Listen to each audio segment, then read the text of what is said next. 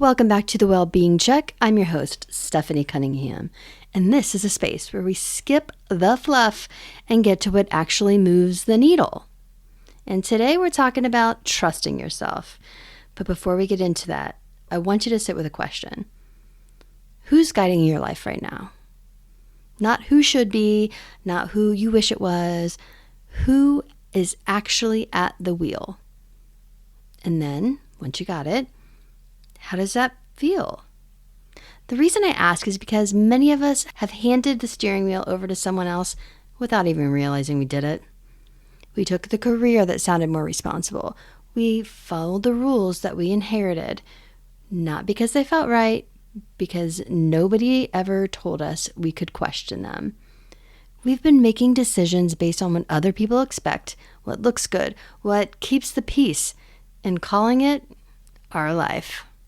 And then we wonder why it feels a little, hollow, like we're going through someone else's motions.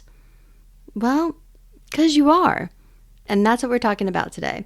Coming back to yourself, trusting the guidance that was built specifically for you, and learning, maybe for the first time even, how to actually listen to it. Let's go. First things first, let's talk about what intuition actually is, because we tend to make it more complicated than it needs to be.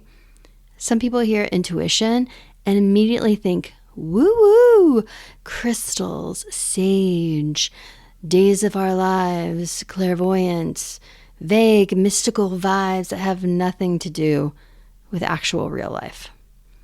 No shade, I burned Palo Santo and I wear an onyx ring for willpower. It's beautiful. But intuition is not that. It's not mysterious, and it's certainly not reserved for psychics or people who have done 10 years of meditation. Your intuition is your personal guidance system. Full stop.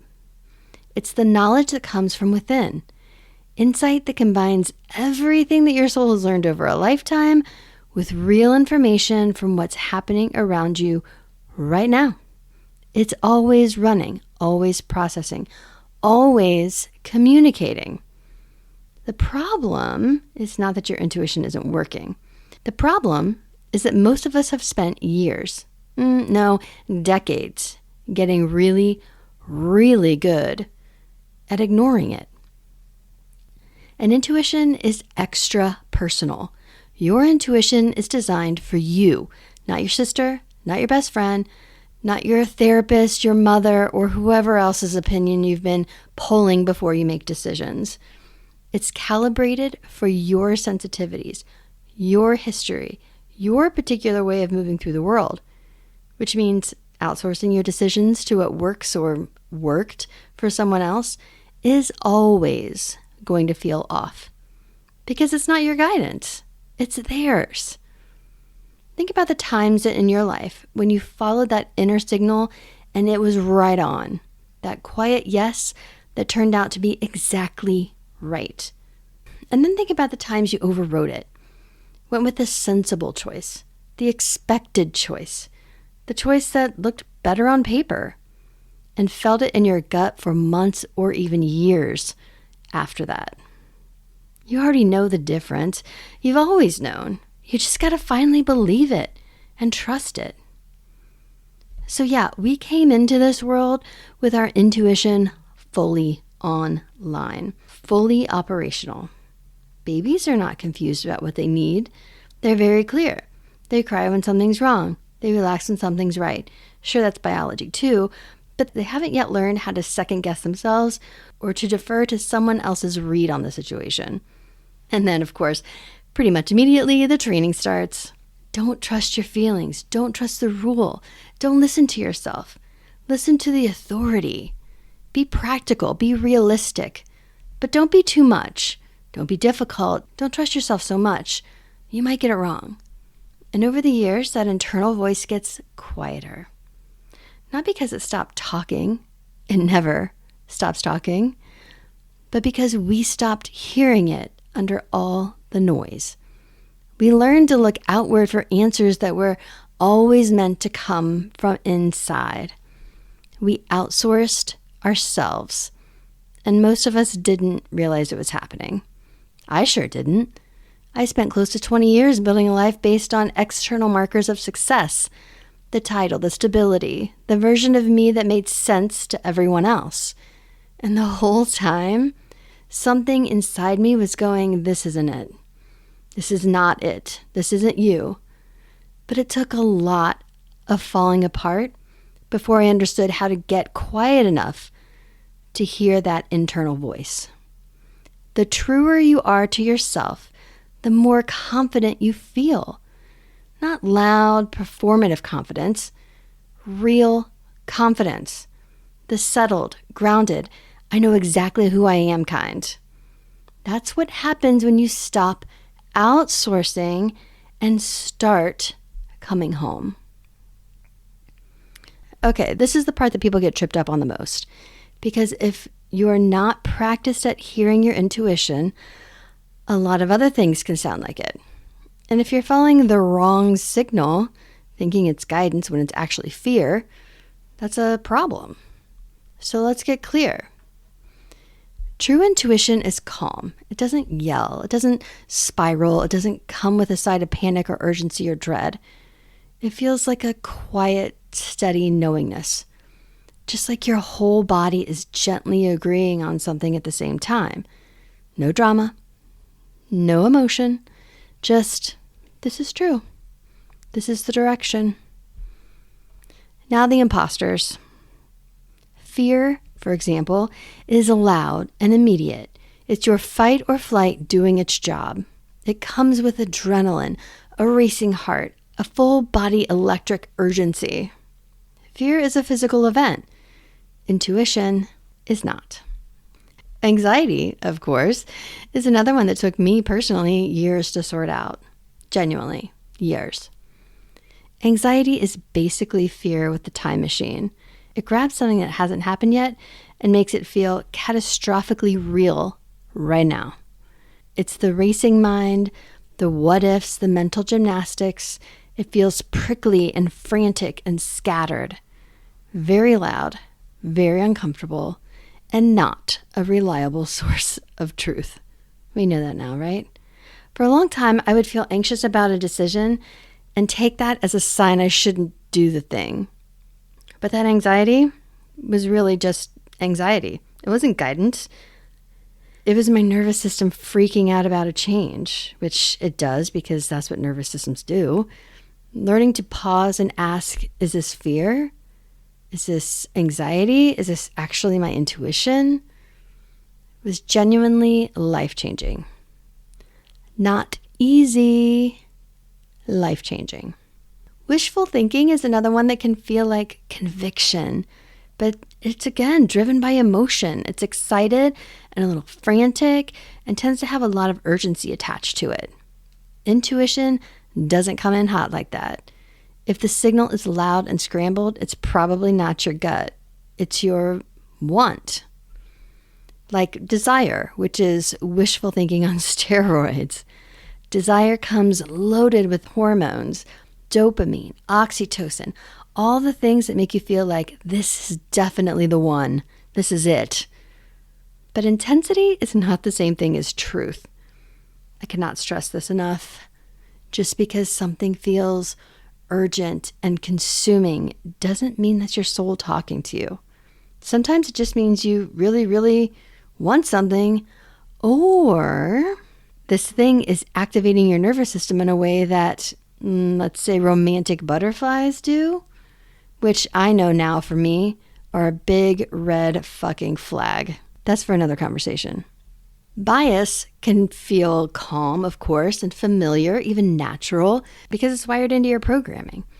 If something feels like intuition, but it's also something you've always believed, always leaned toward, always defaulted to, pause. Ask, is this genuine guidance or is this just what I've always done?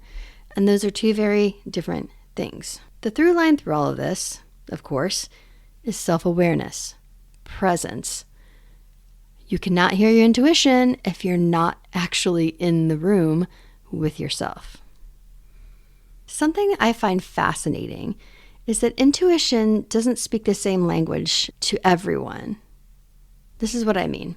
We don't all access intuition in the same way. That's why when you say, just trust your gut, isn't always helpful, because your gut might not be where your personal signal lives. For some people, it comes as images, a flash, a dream, a visual that lands with this undeniable sense of meaning. For others, it's auditory, a phrase that drops in out of nowhere, or a song lyric that stops you in your tracks. Maybe a voice that says something you weren't expecting to hear.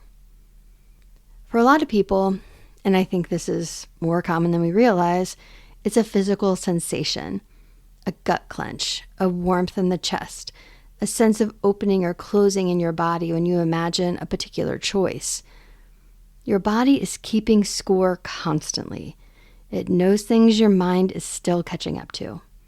And then there's just knowing. No image, no sound, no physical cue, just a clear, quiet, settled, this is true. And that doesn't need any explanation. It just is. You need to know what your dialect is. Which of these sounds like home? Where have you historically felt things in your body? When you think back on moments where you just knew something, like really knew it, how did it come through? And the reason I ask this question is because you have a track record with your intuition, even if you haven't been calling it that, even if you haven't been recognizing it. The times you ignored it and paid for it, the times you honored it and felt it click into place. That was real. That was yours. You got to learn from it. All right, it's time for the practical. You ready? Here are 5 things you can actually do to start building a stronger relationship with your own intuition. First, be a thought bouncer. You know how a bouncer stands at the door and decides who gets in and who doesn't? Do that with your thoughts. Not every thought that walks up deserves entry. Other people's opinions, fear-based what ifs, negative self-talk, ego noise, media static, there's enough of that. None of that is your intuition. Start noticing what's actually your thought versus what you've absorbed and mistaken for your own. Sort the signal from the noise. Stay in your lane, man. Stay in your lane. I know you're going to hate this one. I know you are. Can you guess what I'm going to say? Meditate. I know I always say this, but I'm not sorry. A consistent meditation practice is one of the most direct routes to hearing your own signal clearly, because it forces you to get quiet enough to hear it. You don't have to sit for an hour. You don't have to do anything special. You don't have to do a mantra. Just start sitting quietly or do a body scan meditation. Just 10 minutes of stillness. No phone, no input. Just breathe. And that starts to open the channel. Start small, but be consistent. The intuitive voice needs a quiet room to find its way. So give it one. Make the decision to trust yourself. Seriously, this is a choice. You have to actually decide that your inner knowing is real and worth following. After years of outsourcing your navigation to external sources, approval, metrics, other people's roadmaps, you have to consciously flip the switch. Set the intention out loud. I trust myself. I'm learning to follow my own guidance. And then look for small ways to act like that's true, because it is. You got to practice. Next, get in your body. Your intuition is speaking through your physical experience constantly. And most of us are so disconnected from our bodies that we miss it. The tightness in your chest when you feel something's off. The ease in your shoulders when a decision feels right. The sick feeling in your stomach when you're about to say yes to something you already know you should have said no to. Pay attention. These signals have been there your whole life. You've just been ignoring them in favor of what sounds logical to other people. Start checking in before a meeting, after a conversation, when you're weighing a decision. Pause and ask your body, how does this feel? The answer is usually faster and more honest than anything your brain comes up with. And then finally, act on it. This is the one that builds trust, because trust requires evidence, right? And you only get evidence by doing the thing. Take the action your intuition is pointing to, even when it's small, even when you can't fully explain it to anyone else, even when it feels a little risky. Start with low stakes, but let your gut decide, or your imagery, or your auditory system. Let that be your guide. Which road you take, whether to send the text you've been thinking about. Notice what happens. Collect the data. Most of the time, you'll find the signal was right. And those wins stack up into something real. A track record with yourself. A body of evidence that your knowing is worth following. Over time, that becomes trust. Not blind trust, earned trust. And that's the kind that lasts. Here's the deal. You were born knowing how to do this. You came in fully equipped with a guidance system that was custom built for your life. And then the world got loud. School, expectations, other people's opinions, decades of being told to look outside of yourself for the answers. And that internal signal got buried under all the noise. The work of trusting yourself is not about acquiring something new. It's about clearing away what's been stacked on top of what was always there. Your inner voice didn't leave. It didn't leave. It's been talking to you this whole time. You just have to get quiet enough and brave enough to listen. Not fear's voice, not the inner critic, not the voice of every person who ever told you who you should be. Your voice. The calm, clear, knowing one. It's been there the whole time. Go find it. And I'll see you in the next episode. Until then, be well.